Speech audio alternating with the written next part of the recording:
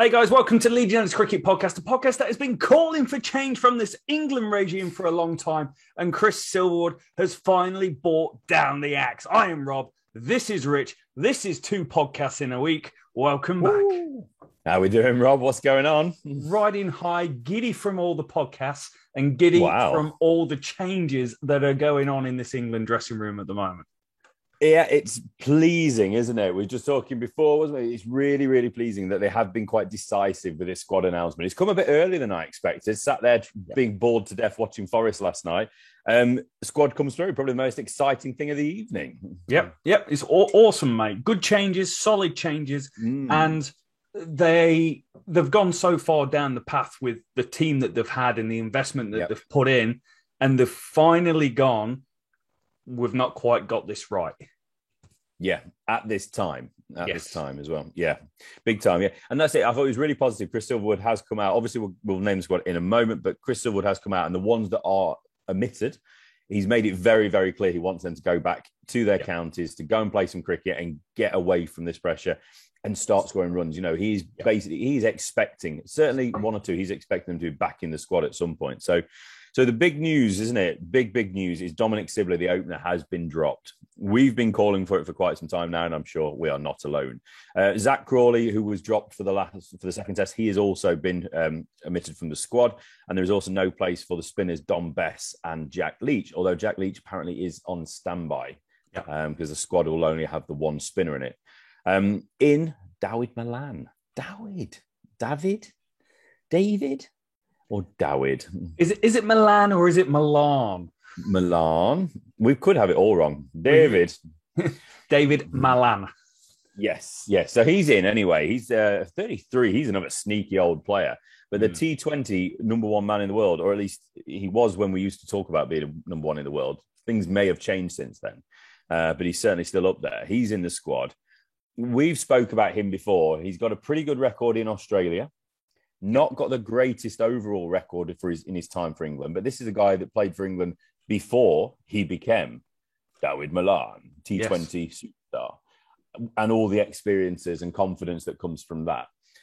So I think it's a really positive one. So let's just quickly rattle through the squad, if you don't mind. So Joe Root obviously is captain. Thank the Lord and the Maker, he is still here because we would not have a batting lineup if it wasn't for him. So Joe Root leads the squad. And alphabetically, it's Moeen Ali, James Anderson, Johnny Bairstow, Rory Burns, Jos Buttler. Funnily enough, Jos Buttler gets a wicketkeeper next to his name, but Johnny Bairstow doesn't. Anyway, that means nothing. Sam Curran, Hasib Hamid, Dan Lawrence, Saqib Mahmood, Dawid Malan, however we want to say it, Craig Overton, Ollie Pope, Ollie Robinson, and Mark Wood. We will no doubt dig into the bowling attack and what the potential makeup of that will be. But I think we have to start first off. Sibley. It's the right call, mate. We've been saying for a long time, there's only so many opportunities that you can give someone and them not reward you enough. And we spoke about it for a long time on the podcast with Keaton Jennings when he just kept going and going and going under the Ed Smith regime and got more opportunities. Sibley's had opportunities. He had a great 2020 in average 40. The problem is 2019, he averaged 14, and 2021 is gone on average 19. So you're bookending a couple of really decent innings with some really poor ones. 4 ducks this year, 356 runs, averaging 19.77. It's not good enough. It's not going to cut it. We've got a fundamental problem at the top of the order. We went through it and said England with the 7th or 8th worst opening team since 2016. That's a 5-year period, Rich. I know maths. That's a 5-year period of being really, really average. And they've invested the time and they've made the right call. Let's get Hamid in. And importantly, taking Hamid from batting at 3 and then putting him in the opener slot, which is his comfort zone and what he's grown up with and what he does. Absolutely. That's it, isn't it? We're going to see Rory Burns open with Hasib Hamid. There is absolutely no doubt that Dawid Malan will slot in at that number 3 spot. So first up, Sibley had to go. What's the stat here? He's passed the 35. He's only gone past that once in his last 15 test innings. As you say, averaging 19.77 in 10 test matches this year. You just can't sustain it. You can't sustain it. It's the same as Zach Crawley, isn't it, who had that wonderful innings last year of 206.7 against Pakistan. But then he's done very little since then. Neither of them are bad players. Neither of them are in the sneaky old category. Sibley's sneaky young, actually. So, there is time for him to come back. Zach Crawley undoubtedly will be back in the squad at some point. As long as he goes and scores runs, there is always the chance. Hasib Hamid, when he first came here to the England side against India, he was exceptional, but then he vanished. He forgot to score runs, didn't he? So you never know what's going to happen. But I think this setup really likes to have consistency. And I think they really do rate the likes of Crawley. Sibley has a chance more than anything because he's played it. He has the experience. And we are still in a situation where we are absolutely desperate for opening batsmen. It's certainly in red ball cricket. The only other player I think crossed my mind as an opener was Alex Lees. Yep. It's a fair call. So there's no one else. So let's jump on to Malan then. I think he's deserving. He's only played one first-class innings this year, and that was 199 score. That was it. And he's New County Yorkshire. Obviously, we'll know him as a Middlesexian. Yeah, I'm sure that's what they're referred to. So it's a strange one. He's obviously playing a lot of white ball. He's playing the 100 for Trent Rockets. He's obviously a T20s player. I think the experience he's got has turned him into a different player. He's going to be more positive. T20 is all about, his style of T20, is putting away the bad ball. It's not being overly aggressive. Liam Livingstone, for example, is absolutely wowing us all because he's smashing the ball out of stadiums all over the country. I think maybe he's not quite at that point of translating that to red ball, maybe at the highest level. But Malan, his game isn't predicated on going crazy and smashing it and being aggressive. He should be able to play a very, very similar brand of cricket in test matches that he has been doing in white ball. So I think it should be relatively seamless. Obviously not playing much red ball this summer and this season is a bit of a concern going into a test match, but we do have a week or so. So hopefully he can get his white pads back out, get the red ball firing down at him and he'll be ready to go. But what's your overall thoughts of him back in the team? Malan, the new Malan. Talk to me. Tell me all about your thoughts on David. Well, I like the fact he scored 199, but I think like every England player that comes and plays for England, you want them to have some red ball cricket under the belt.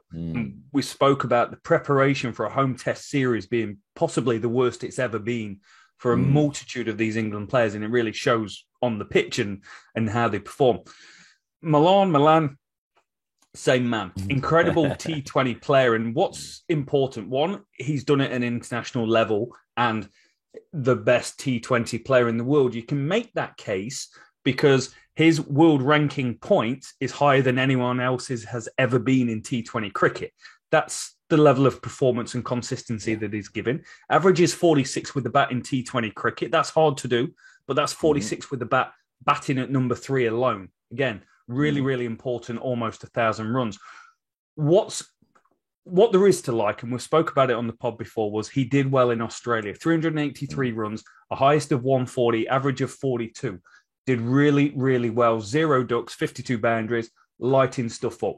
The problem I've got, and the big question mark that we've got for England is, as a number 3 unit, England are absolutely abysmal. New Zealand, Australia, India, Pakistan, Afghanistan, South Africa, Zimbabwe all average more in the number 3 slot than England since 2016. Malan's got a huge position to fill when you compare it to Pujara in India, and then you've got Labuschagne coming in at number 3 in Australia. So your one-to-one matchup is a huge deal. So he's got big shoes to go and fight against.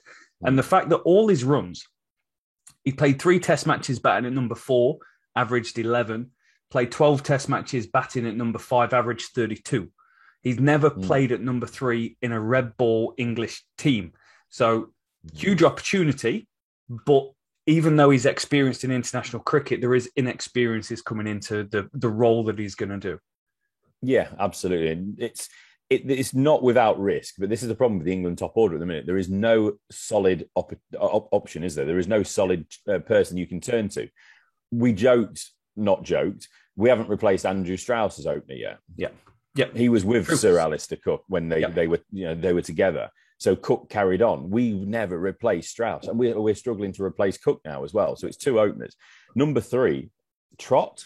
Are we still struggling to replace Trott? Well, I don't know who's been in the team since. I can't even think who has been in the team and had raging success at number 3. Yeah, since 2016, mate, we have got through 14 different players at the number 3 role, which is absolutely incredible. Highest average is Jason Roy, averaging 72, but only batted there once and failed as an opener, so doesn't really count. Crawley, interestingly enough, averages 38 at number 3, which is very interesting, but that is 267 of those runs came in one innings, and the next 9 innings had 120 in it. Joe Root averaged 33, and we can say failed at number 3. It didn't bring out the best of him. Joe Denley averaged 32, which seems a very England sort of number to average. Bairstow averaged 30 and had 14 innings there. James Vince averaged 30. Heaton Jennings averaged 26 at number 3. Tom Wesley, remember when he played 5 test matches for a series, averaged 24. Gary Balance, 21. Stokes, 19. Moeen Ali, 14. Dan Lawrence, 13. Craig Overton, 5. And Hamid, 4.5. So you run down the list. Even the great Joe Root, I'm using great with Joe Root because he deserves to be called Great Joe Root at the moment for his batting displays, wasn't able to solidify a number 3 role. And I think you look at Test cricket, openings got harder and batting at 3's got harder, generally because people have poorer techniques and try and score faster than they used to back in the day. Number 3 me was the best player in the team. Should be. Not anymore. Except for boycott. Didn't realise I was chatting to Jeffrey.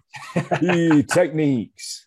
That's quite dark. I didn't realise how bad it was at 3. Obviously, we've been obsessed with the openers. Yeah. Obsessed since Strauss. But number 3 is probably as big a problem and has been as big a problem for England. It's papering over cracks, isn't it? You could argue, obviously, the number 3 is in way earlier than they should be.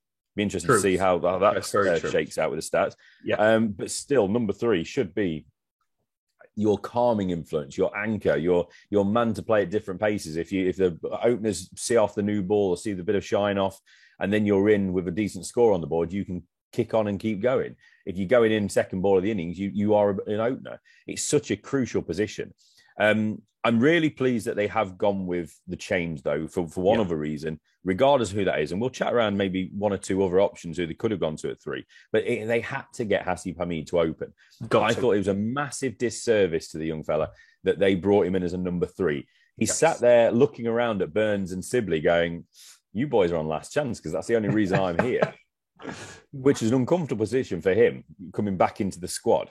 Yeah. You know, you'd rather be in a team where people have a bit of certainty in their positions. Yeah. But he obviously had a big issue batting at 3, certainly how long he had to wait in the first innings, an hour or so before he went in. So I'm really pleased to see that he should come into this with a much bigger confidence level, especially after his 45 balls he faced in the second innings. Yes, it was only 9, but it wasn't about the runs he was scoring in that second innings. It does make a difference. And out of everyone, he's earned the right to open for England. He's gone away, worked hard, come back, 642 runs, an average of 46, 2 centuries, 4 50s, and batted just about the most balls in county cricket this year. I still don't wrap my head around going, why is he batting at number 3? But great call. No. Get him into open. And, us going, who else could bat at number 3 for England? The other one that I came up with was Tom Abel, who's been fantastic, 635 runs at an average of 63. Yeah. But Malan is a safer bet because England's been burnt on bringing people in without test match experience as of late. Malan's got international experience, has scored runs against the best bowlers in the world, different format, doesn't swing, still done it. It's the safe bet to bring in, especially with Australia around the corner. Yeah, it's quite funny. I mean, historically, I've criticised the Ed Smith selection ideas, let's say. Yeah. When he first came out, obviously he's not involved anymore. When he first got involved, he was picking people off white ball success, wasn't he? He was. I'm now going, I think Malan's a really good selection because of his white ball success. So we have gone full circle here. Yeah. So, I was right then and I'm right now. I don't care. I'm going to be inconsistent with what I use. But I think he is a different player. He has confidence. He's scored runs against the best bowlers in the world, albeit in shorter spells and the shorter format, but he deserves the opportunity. Who else? Any other names? Abel, that's definitely one you were pushing for. Johnny Bairstow, we spoke about, perhaps they look at getting him at 3 because then that would open a position for either Ollie Pope or Dan Lawrence, who they clearly both like. Yeah. anyone else other than Bairstow and Abel? The only other one that I could have potentially gone back to would have been a James Vince, who has had a great season again. Got his first 100 for England, obviously, in the summer as well. Can bat, averages 30 at number 3. But again, that was 2017-18. This is 2021. The world's a different place, and James Vince is a better cricketer.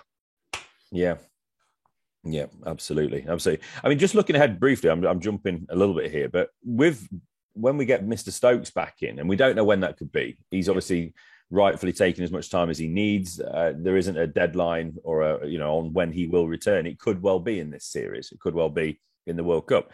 But if you slot him at 5, depending on how you do your spinning position, if you kept Buttler and Ali at 6 and 7, there is no space for Pope, Lawrence, or Bairstow. Yeah. So it's an interesting one. If Milan comes in and does well, if Hamid comes in and does well, that's it. That's your 6. Yeah, Bairstow becomes your backup keeper. Yeah, absolutely. So it potentially becomes a strength. But we spoke about it in the last pod. The batting lineup just looks a bit of a shambles. It just looks all over the place. And that last innings, it just didn't look right at all. Yeah. So I'm pleased they've ripped the plaster off with Sibley. Hopefully he goes away and scores runs again. I'm sure Warwickshire fans will be thinking the same. Crawley, the same down in Kent. Burns, Hamid, Milan, Root. That's a solid 4, hopefully, going forward. We've got, I think Bairstow's going to retain his place, isn't he?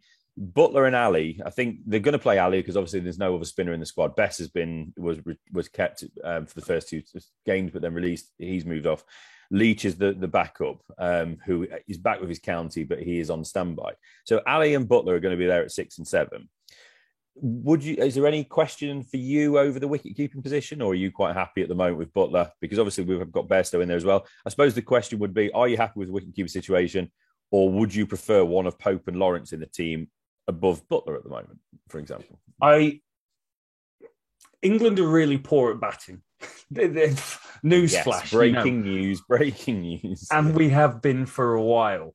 So if I look at it, I'm like, I need batting cover, and there's a couple of ways to do this. One is you bring Craig Overton into the team and you play Buttler, Ali and Overton, which gives you 3 all-rounders that potentially a couple will average in the 20s, and Buttler you'd open and be up at 35. Yeah, just a quick one back on Overton. Is Overton, would you say he's more of a batting player than Curran? Yes. Okay, fair enough. Carry on.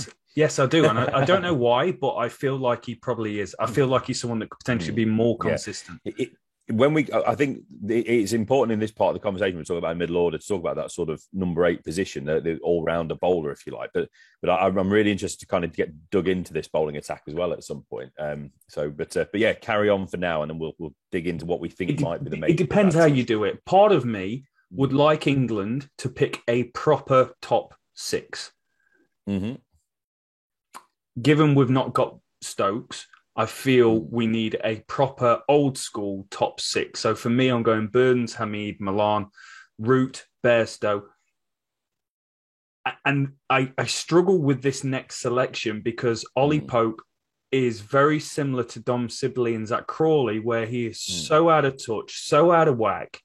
He's lost his technique for all being. He used to be a beautiful player to watch. And then you saw him go to India and he's batting on trying to play off fifth stump and getting LBW all the time. And then you see him getting cleaned up by Chris Rushworth that's going viral on Twitter. The guy's a fantastic player, a fantastic talent and a fantastic future. But I want to put him. I feel like I need a genuine top 6 in there, but I don't. It could do more damage than what it's worth.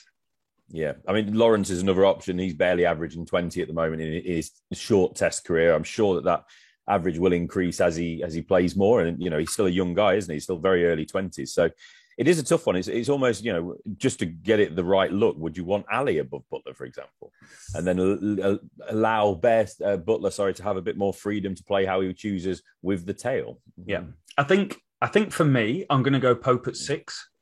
Yep. Buttler 7, Moeen Ali 8. That to me feels like we're giving ourselves the best chance of not completely collapsing and losing the series. There's how many tests are down? 2 tests are down. We've got 3 to go. Lose this next test and you're done for. But England bowling attack can always take 20 wickets. It's the thing that's always got us by, always got us through the tough times of having a bad team, is because we can bowl teams out. And I know our pace attack is absolutely struggling with Archer out, Broad out, Stokes out, Wokes out. There's more than that, but I feel we need the batting. Yeah, I thought it was interesting. There was a little graphic on Cricket Info just talking about all the players, all the bowlers missing. Yeah. And I thought it was quite nice that they put Ollie Stone in there as well. Ollie Stone as well. Well, there's 5. Yeah.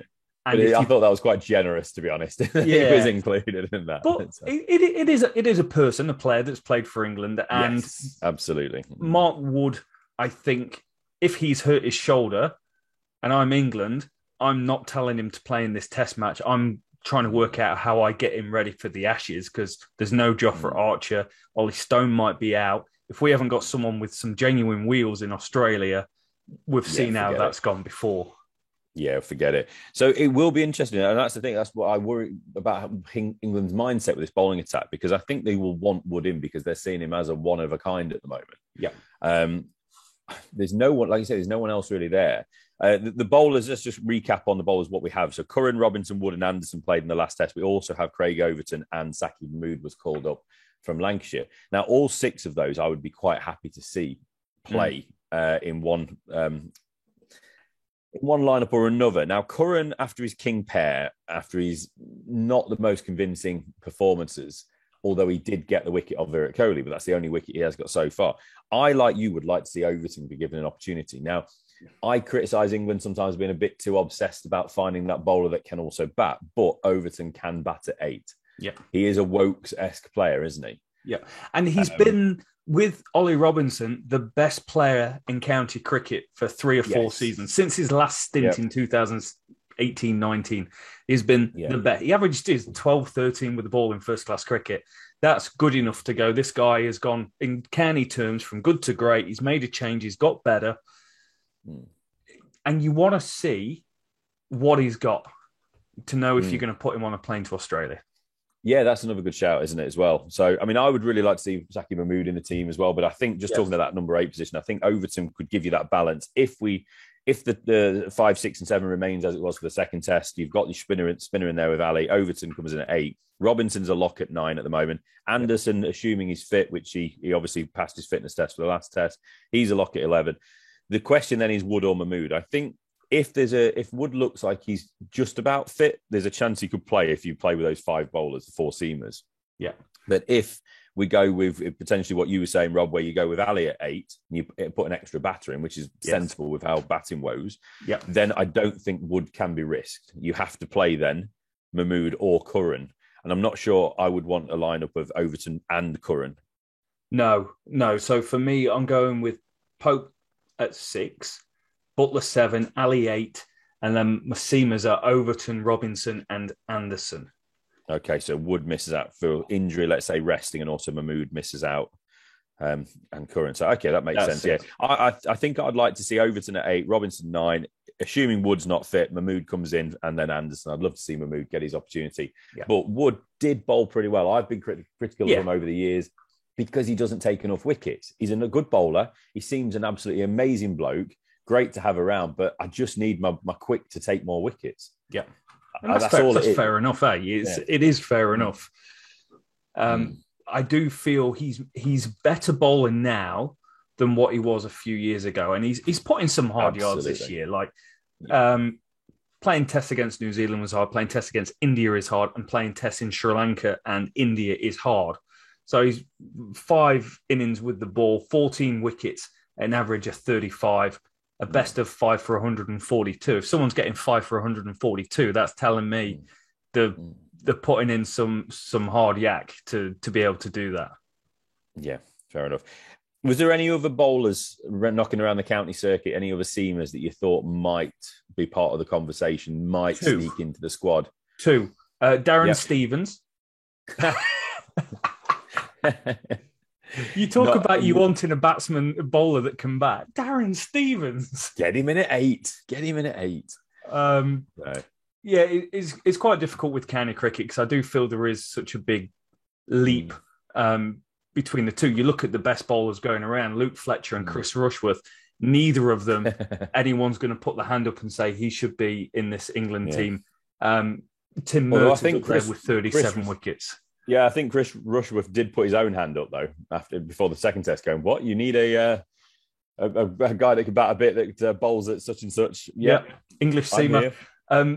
Interesting enough, Craig Overton, 37 wickets at 13 this year as well, which is incredible. I think the only one that England have got on the radar, because there's Ethan Bamber's got a few wickets this year. Ryan Higgins, who's always getting wickets and runs, has got a few. Yeah. Little Chef Sam Cook's got a few. But Brandon Carse has got 34 wickets at 21 in the County Championship. So, again, he's part of that England conversation. If someone went down, he's the sort of guy I think you would see come in. Yeah, that's the name that came to my mind, to be honest with you. Brandon Carse. I like him. He's a big unit. He's somebody that I think they'll take to Australia. Yeah. He's not quite Tremlett. Nobody's Tremlett. No. Well, let's hope he's not a Boyd Rankin. You are, yes. Let's not. Oh, no, they've ruined it for me now. I can remember seeing the Sun's. It might have been the Sun. It was some newspaper talking about the Giants going to Australia to conquer, and there was Harmison, Boyd Rankin, and someone else that was massive, and all of them broke down injured, and Steve Harmison bowling at first slip. Boyd Rankin pulled his hamstring on the first day. Oh, my word. Oh, what a time to be alive. That was the Plunkett and Saj Mahmood tour, I believe. The Liam Plunkett before he added an extra 5 or 10 miles an hour on. The 80 mile an hour Liam Plunkett, and the Saj Mahmood that I don't know what to say about Saj Mahmood in Australia on that tour. Terrible. I'm not going to say anything. That's what I'm going to say. So that's where we think the England squad is. Obviously, they are. It is worth just reiterating. They are without Stuart Broad, Jofra Archer, Chris Woakes. I think add to Anderson, that's your 4 seamers. That's what you want. Yes. Stokes is missing as well. So we're missing a lot of experience and a lot of quality at the moment. It's basically a backup seam attack, isn't it? Yes.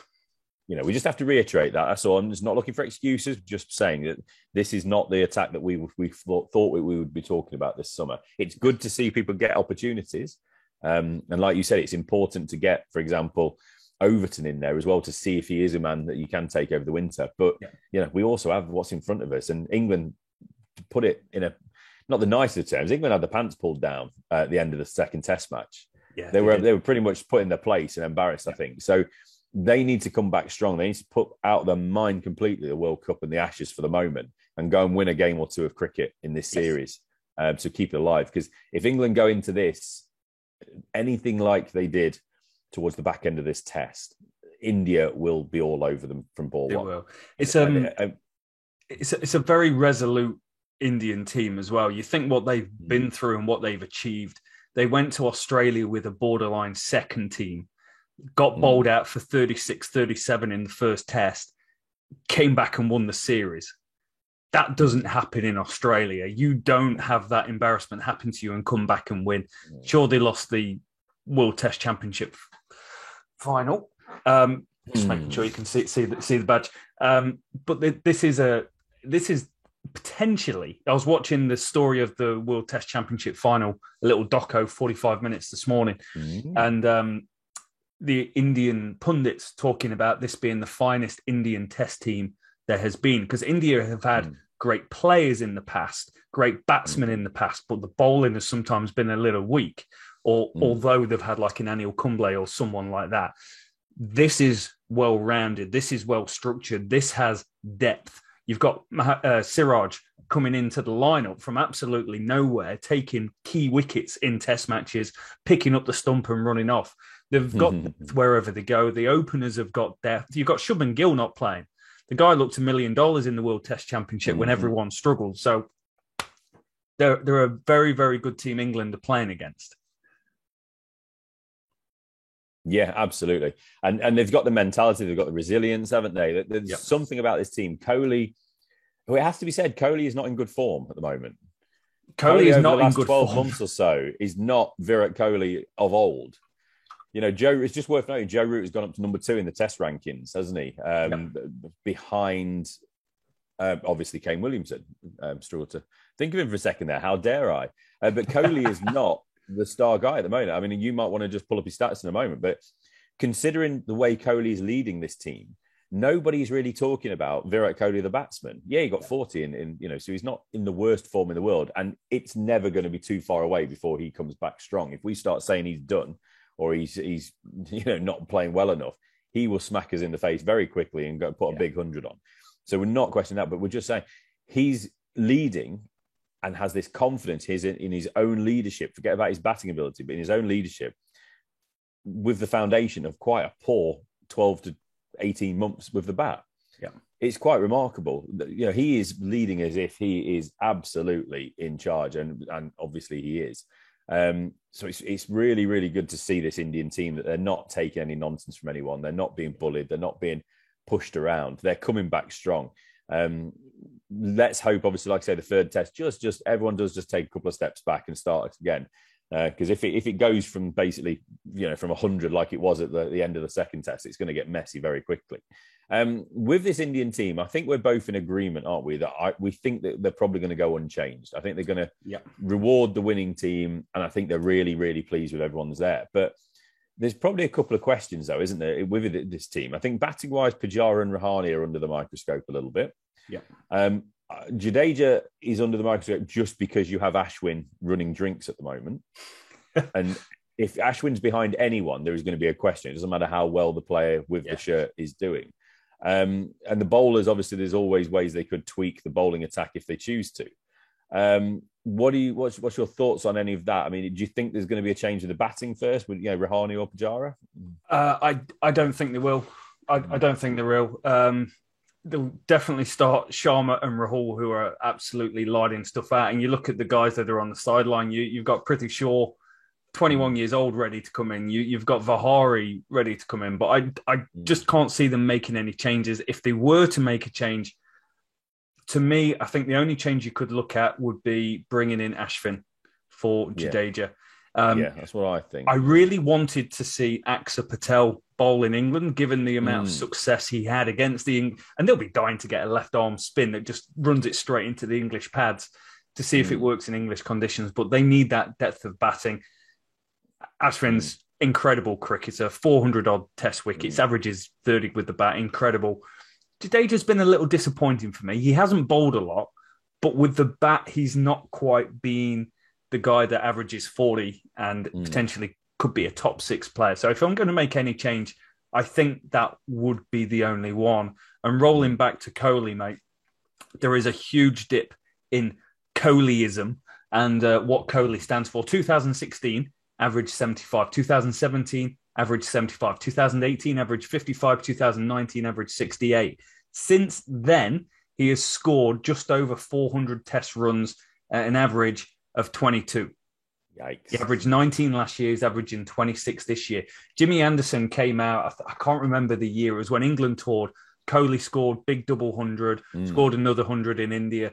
And Anderson, instead of saying, hey, well played, he's a good player, turned around and said, oh no, playing in India, it hides all his flaws. So there's huge rivalry between those guys. But other than the time that Kohli came over, because Kohli did have that tour of England where he scored really well, he has generally struggled over here compared to anywhere else, averaging 33, 846 runs, 200s, 350s, 4 ducks. This is a slump. This is a slump. Yeah. Kohli has been red hot, up there with Kane and Steve Smith as the best players in the world for a huge period, especially while Joe Root simmered down as a test cricketer. Yeah. Kohli was the guy, and Kohli was probably the guy that I would hang my hat on to take his team to victory. That's changed. I don't know what's changed, but something's changed, and he's just not performing. No. And I think this is why he has become Virat Kohli, the captain. He's such a proud man. He's such a, and I use the term arrogant, but not all arrogant comment is a negative. No. He has an arrogance to him, which every great player needs. And I think he knows himself. He has not performed in the last 12, 18, 24 months. Yeah. So he has to do something else. He doesn't want people talking to him about his stats or his form or his run of not the greatest innings. So he's coming out firing. He's coming out and he's brought 10 blokes with him that all are up for a scrap. So nobody is talking about Virat Kohli, the batsman, at the moment, because rightly so. Everyone's talking about Virat Kohli, the captain, and the team rather than 11 individuals. Yeah. So it's going to be interesting to see how it shakes out, because the longer he goes without scoring, the more you're going to get Jimmy Anderson, as Jimmy Anderson is always likely to do, to talk the ear off batsmen. We know he's sandpaper to a lot of people, isn't he, overseas? We love Jimmy because of what Jimmy does for us, but I'm sure if Jimmy was an Australian, we would despise him. Yeah, so we would respect him. Would see huge problems with it. Yeah. Yeah, exactly. So, but it's only going to get worse for Virat if he keeps failing with the bat. So he needs to make sure that he keeps his head as a captain first. If the runs come, that's great, but he needs to keep leading this team, because it's this team that will win the series, not Virat Kohli, the batsman. Yeah. Agarwal was supposed to be the opener, but KL Rahul has done so well, so I don't see him getting his opportunity yet. So I'm the same as you, Ashwin. It all depends, I suppose, as well. What will Headingley do? Are they going to set it up as a bit more of a? It looks like it might take a bit of spin later as we go. There is a chance then you could potentially bring Ashwin in, or even Axel Patel for one of the four seamers. Yeah. But I don't think they're going to tweak anywhere else. Obviously, injury, who knows what could happen. But the batting looks pretty set, doesn't it, at the moment? Just that one little potential change. And I'd love to see Ashwin in. I'm just a big fan of him as a player, all-round player. And he seems a great guy as well. So I'm always a big fan to see Ashwin on the field. Yeah, no, it's a good shout. And I think what's going on is KL Rahul and Joe Root are both hiding how hard it is to bat in this series. Yeah. They are, because those two are standing out above anyone else. Rohit Sharma's averaging 50, but there's no one else averaging above 34. And that person averaged 34 is Mohammad Shami. So it is a bowler-led series, back end of English summer, tests being played in September. Weather might come into it. Seamers wickets, which has always played into England's hands. But what is amazing about this Indian team is their bowling lineup is matching England's blow for blow. They are. And the question is, who wins the third test? What's the result going to be, Rich? This is the pressure call. It's India 1, England 0. Maybe, I'm going to be generous, it was a 50-50 in the first test draw. That's potentially being dangerous. Second test, England competing easily until a poor moment of captaincy, cough, from Joe Root, and then getting blown away, which can happen to England. England of old have a bad result, a bad performance, and the wheels come off. Yeah. England of more recent years, when we have these performances that we get all upset about and frustrated about and annoyed about, they tend to right it quite quickly. That might not be always the case. I don't know, but that's how I feel. It might be that England team is probably a few years in the rearview mirror now, but I just think, especially if this was a back-to-back test, I would say India win. India just completely, the wave consumes England. But England will have time to step back. India, it's like a boxer, isn't it? You don't want the bell sometimes. India needed to just get straight back into it. Yeah. Go again and just start throwing haymakers again. England needed this time off. They need to reflect, relax, go back, ease up a little bit and come back with a much calmer head, much more sensible head. We love to see the battles. I've got nothing wrong. I don't think there's anything wrong with Mark Wood steaming in, trying to take his head off after he tried to take Jimmy Anderson's head off. Yeah. And let's remember that's how it started. But we lost the plot. Yeah, we didn't have those cool, calm heads to do that and then go, right, I've told you what we think, and now I'm going to knock your off stump out the ground. Yeah. Simple as that. I know it sounds simple. So long-winded way of saying, I think England come back, and England have to win this game. A draw, it could easily be a draw. I'm not going to go draw because draw is boring, isn't it? It just means that we've probably got a bit of rain knocking around and whatever. I think England win because England have to win. And I think when England get in a position where they have to win, they tend to come back. And especially after the way they were humbled at the home of cricket, at Lords, at HQ, they were humbled. They were put in the place. They were embarrassed a little bit. I think they come back, and I think they take it back to India with a much calmer. I do agree with you. If it was a back-to-back test, England are going to be in a really poor mental state. You think back 2005 Ashes, we got smashed at Lords, had a break, came back, Edgbaston happened, Old Trafford happened, then Trent Bridge. It was incredible. Not saying that's going to happen here, because I don't think we've got the same quality of players at the test match level going out there. If, let's say there's no rain, if there's rain, it's a draw. Yep. I don't like myself saying this. I think David Milan's going to score runs. I do. I think he's going to score runs. He has to. If we want England to win, he has to score runs. He does. Hasib Hamid has to at least occupy the crease. Yeah. I don't want to give him a pass for what I've criticised Sibley, but let's remember Hasib Hamid is coming back into the team. Yeah. If Hasib Hamid is 10, 15 test matches in, he's still doing what Sibley was doing, I'll be criticising him. But, those boys have to step up and actually and bat some time and hopefully score some runs. I think Bairstow scores runs, home ground. He's going to score runs. England's at 700. Yeah, we are going to score 700. I'm going England win. Yeah, I feel it. I struggled with that decision, but I'm going England win. Got Root and Bairstow playing on the home ground runs. Milan coming back in, going to score some runs. Also home ground now for him. So. Yep. I fancy the openers, someone to step up from Burns or Hamid. One of them is going to score runs in this contest. And I also, at Headingley, Jimmy Anderson's pretty useful. Mm-hmm. If it's Robinson and Overton, Headingley isn't the same wicket it used to be or the same arena, but it's still a ground where you would favour English seam bowling. And I think in Overton and Robinson, I'm hoping we've got enough control with Jimmy Anderson to build pressure throughout. I don't feel there's someone that's going to go around the park and put too much pressure on the other guy. So I'm going in England win, but it's really close. And maybe that's just a little bit of the English optimism trying to flush out an English win.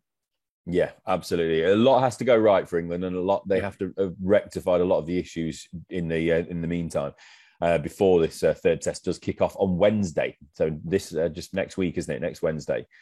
It's not tough. It's not an easy one for me, but I think England will tough it out. I think they will get that win. But I expect India to come strong. And then it's back-to-backs, isn't it, for the fourth and fifth test? So if it gets to that point, if we're 1-1 going into the fourth test, we've then got 2 weeks, basically, of cricket where it could be anything. It could be 3-1 to either side, or it could be a damp squib of a draw as we go in. But England have to win this game to keep the series alive, in my opinion. If England lose this game, I can see it spiralling, in all honesty. Yeah. So they have to win. Simple as that. No excuses. Yeah. Time to step up. And just like yourselves, if you'd like to step up, you can hit that subscribe button, follow us wherever you are. We are on Twitter, YouTube, every podcast variety host that you could imagine. We are probably on there. So I'm excited. This is proper hard test match cricket. Can't wait for the third test to roll around next week. Yep. Really happy with the changes England have made as well, Rich.